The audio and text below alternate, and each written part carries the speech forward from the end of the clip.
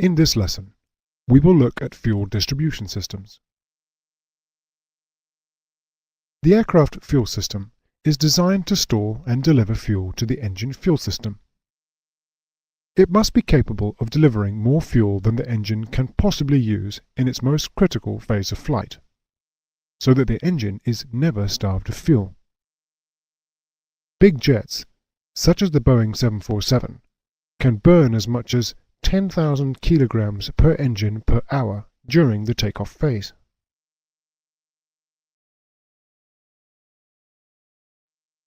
Here is a diagram of a simple, single-engined light aircraft fuel system. The fuel tanks are rigid tanks fitted in the wings. They are filled by an open-line refueling pipe through a filler cap on top of the wing. The fuel is drawn from the tanks by a mechanical or electrical fuel pump. Through a hand-operated tank selector, which allows the pilot to use the fuel from either the right or left tank, or turn off the supply completely. The fuel then passes through a strainer, which filters out any foreign objects and debris before being delivered to the engine carburetor. Piston engines often need to be primed with fuel prior to engine start. This is achieved by use of a hand-operated priming pump, which takes fuel from the filter housing and delivers it to the engine inlet manifold. The fuel system is monitored for contents using simple float-operated level sensors, and fuel pump operation is monitored by a fuel pressure gauge. Drain valves allow any water in the fuel to be removed before flight.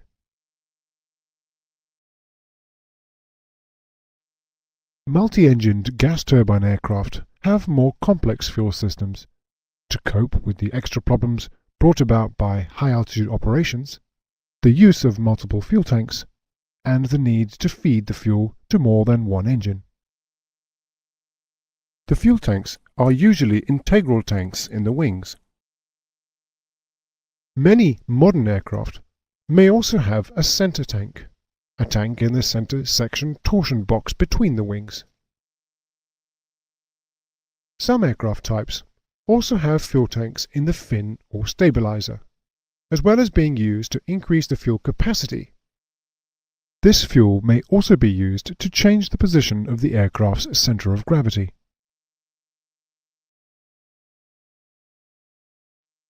There are a number of components and subsystems common to all multi-engined aircraft fuel systems. We will now look at these in some detail. The fuel tanks are fitted with a vent system. The purpose of the vent system is to allow the air pressure above the fuel in the tank to equalize with the ambient pressure. The areas above the fuel in each tank are connected together by a vent pipe. The ends of the vent pipe terminate in small vent surge tanks located at each wingtip. The vent surge tanks are vented to the atmosphere. The vent surge tanks are there to collect any liquid fuel which might get into the vent system during unusual maneuvering or because of overfilling of the fuel tanks. Any fuel caught in the vent surge tanks is returned to the main tanks either by gravity or by the operation of a pump. Some systems have float-operated vent valves fitted, which close to prevent liquid fuel entering the vent system. The EASA regulations require that when a fuel tank is full, a minimum of 2% by volume of the tank capacity is free of fuel to allow the vent system to operate correctly. If during refueling the fuel reaches this level, then the high-level float switch or volumetric top-off unit will close the refueling valve.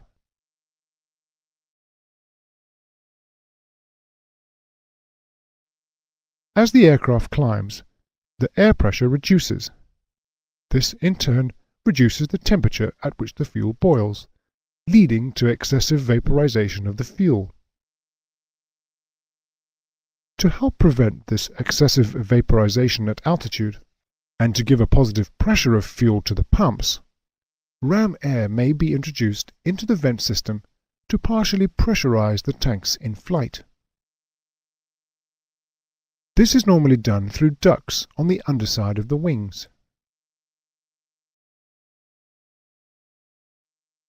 Fuel booster pumps are normally fitted in pairs in each tank to pump fuel from the tank to the engine. They are a necessity in high-altitude aircraft to prevent bubbles forming due to cavitation or low-pressure boiling at the inlet of the engine-driven fuel pump. Each pump has a non-return valve associated with it to prevent fluid flowing back through the pump to the tank when the pump is switched off or has failed. Booster pumps are typically centrifugal pumps driven by 115-volt AC motors, providing a low pressure of between 20 and 50 psi with a high flow rate. There may also be a suction feed pipe to allow the engine-driven fuel pump to draw fuel from the tank in the event of a double booster pump failure. In the event of a double booster pump failure in one main tank, the aircraft emergency and abnormal procedure checklist will invariably limit the aircraft to a maximum operating altitude to prevent fuel starvation due to cavitation or low-pressure boiling, causing vapor locks at the inlet of the engine-driven fuel pump. Filters or screens are used to prevent any debris in the tank being drawn into the fuel booster pumps. The booster pumps are fitted in a feeder box in the bottom of the fuel tank. This box is sometimes referred to as a collector tank or surge box. The feeder box should remain full of fuel at all fuel levels and aircraft altitudes. This allows the booster pump to be continually submerged in fuel, thereby preventing them from being starved of fuel and keeping them cool. Electrically operated engine fuel shutoff valves, or low-pressure cocks, are fitted to allow the engine to be isolated from the fuel supply. Cross-feed valves and pipes form a cross-feed manifold, which enables fuel to be fed from any tank to any engine. In this example, there are only 2 fuel tanks, so only one cross-feed valve is required.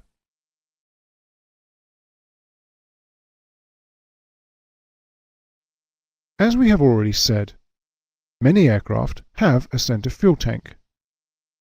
In this example, the fuel from the center tank is pumped into the cross-feed manifold on both sides of the cross-feed valve. The aircraft may also have a fuel tank located in the fin or stabilizer. In our typical system shown here, the fuel from this tank is pumped into the center tank for distribution to the engines.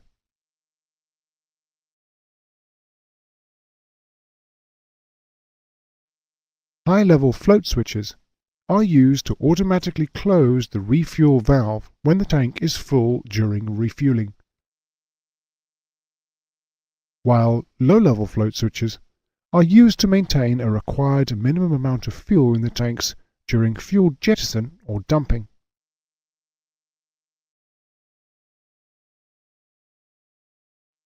Each fuel tank will have a fuel drain at the lowest point in the tank to allow water to be drained from it. In the event of the fuel tank being overpressurized due to a malfunction, a relief valve may be incorporated to prevent structural damage to the tank.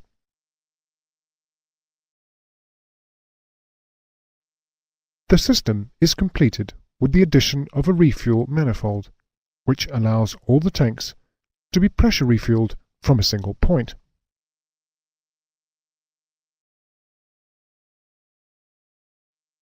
Shown here is the fuel tank layout on a typical 2-engined aircraft.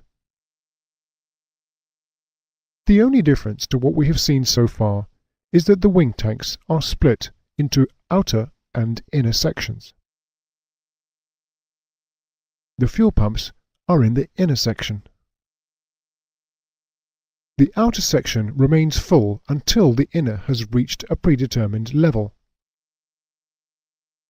at which point the outer section fuel is transferred by gravity to the inner. Keeping fuel outboard in this manner helps to reduce wing bending stress.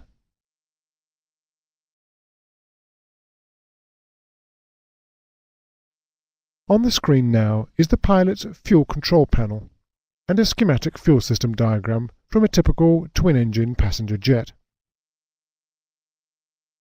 The control panel shows selector switches for each main tank booster pump,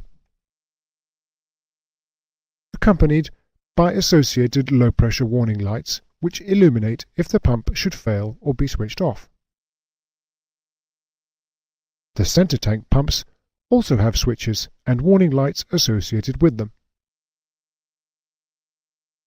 Suction valves in the main tanks allow the engine to be fed by gravity or suction by the engine-driven pump in the event of both booster pumps failing in one tank.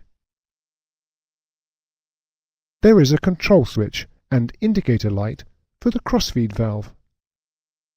The light is illuminated when the crossfeed valve is open. There is a temperature sensor in the number 1 tank, which will transmit the fuel tank temperature to an indicator on the control panel. The engine fuel shuttle valve is closed by the operation of a fire handle for that particular engine. In some aircraft, it is also opened and closed by the selection of the fuel switch during the normal engine start or shutdown procedure. The fuel valve closed lights illuminate when the associated fuel valve is closed. The auxiliary power unit, or APU, takes its fuel from the number 1 tank via a suction bypass valve if there are no booster pumps operating, but it can be fed from any tank if a booster pump in that tank is selected on. The APU shutoff valve is typically operated by the APU automatic start or stop sequence.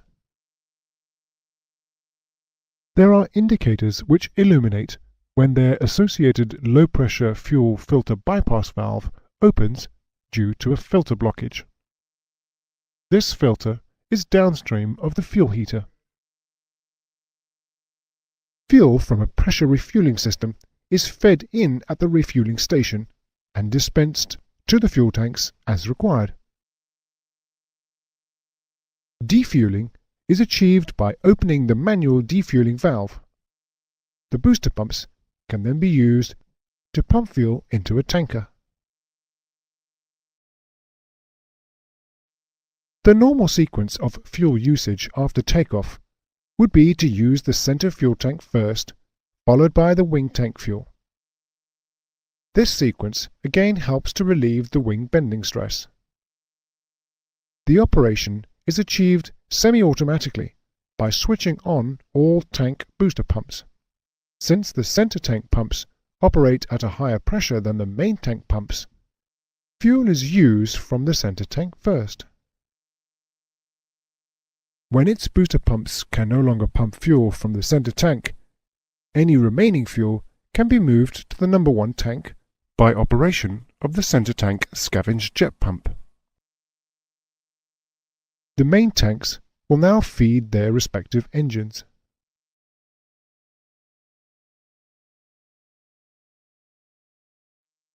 The crossfeed valve allows both engines to be fed from one wing fuel tank, or one engine to be fed from both wing tanks.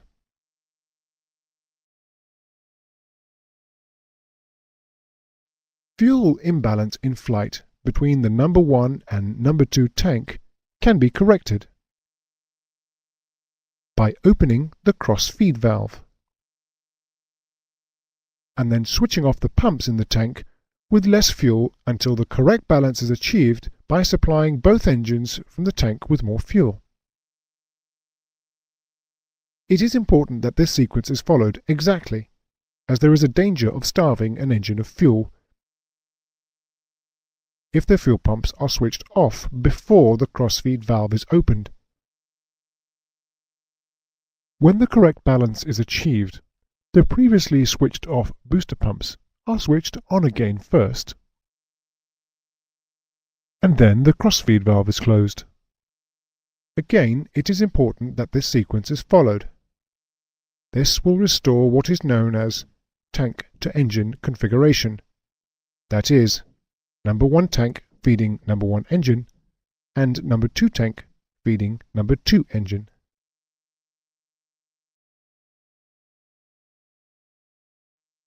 This diagram shows the fuel system from a modern, extended range, twin operational performance standards, or ETOPS, aircraft. It is very similar to our previous system, apart from a few additions to improve its reliability. The center tank is split into 2 parts, but it operates at all times as a single tank. The cross-feed valve is duplicated to provide redundancy. Normally, both valves move together as one. There are 2 shut-off valves in the fuel line to the engine. The spar valve shuts off the fuel as it leaves the tank system, and the engine fuel shut-off valve shuts off the fuel at the engine firewall. The APU has a DC electric fuel pump, which will switch on automatically if the APU is operated with no booster pumps operating. This pump will also automatically start, and the APU isolation valve will open to allow the DC pump to supply fuel to the left engine for rapid restarting in the event of a double engine failure.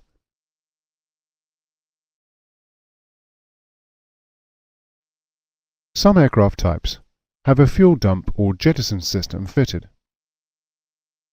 This system is required if the maximum landing mass of the aircraft is significantly less than the maximum takeoff mass, and landing at the higher mass would compromise the structural integrity of the aircraft, or if the aircraft cannot satisfy the discontinued approach climb gradient required by the EASA regulations at its maximum takeoff mass.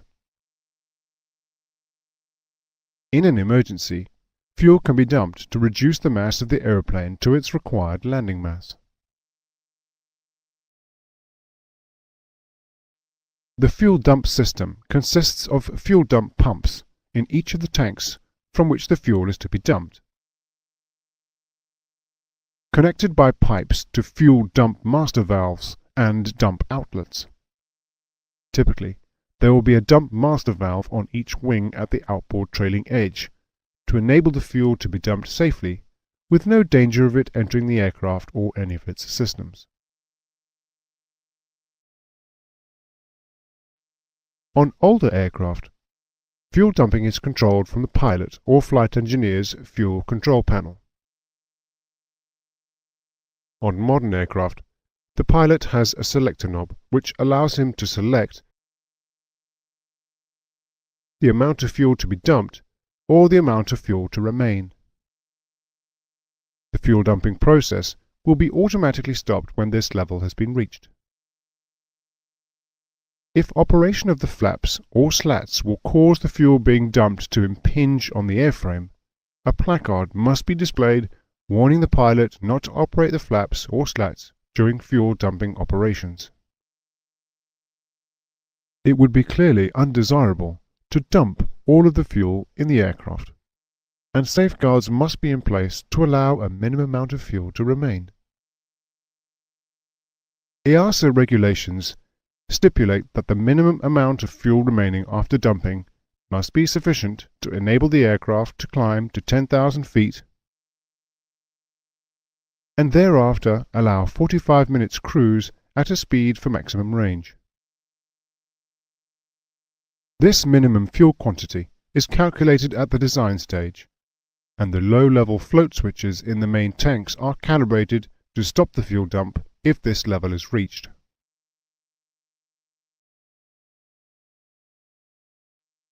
That is the end of the lesson.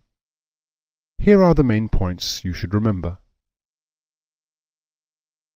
The fuel vent system uses ram air to pressurize the fuel tanks to help prevent vaporization of the fuel.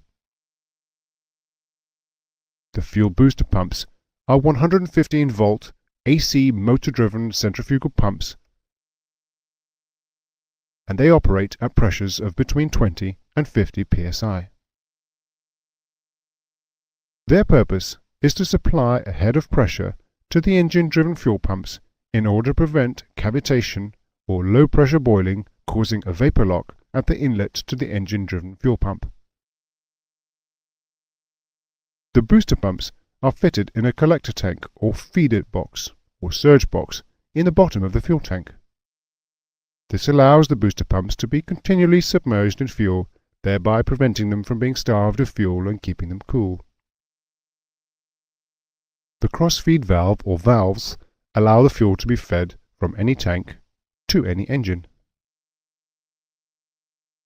Remember that when commencing cross-feeding, the cross-feed valve is opened before the booster pumps in the low tank are turned off. And when cross-feeding is complete, the pumps are turned back on before the cross-feed valve is closed. The purpose of the high-level float valve is to shut off fuel to the tank during refueling when the tank is full. Fuel dump or jettison systems are required on aircraft types where the maximum takeoff weight is significantly higher than the maximum landing weight. The fuel dump system must automatically stop dumping fuel when a defined reserve quantity of fuel is reached.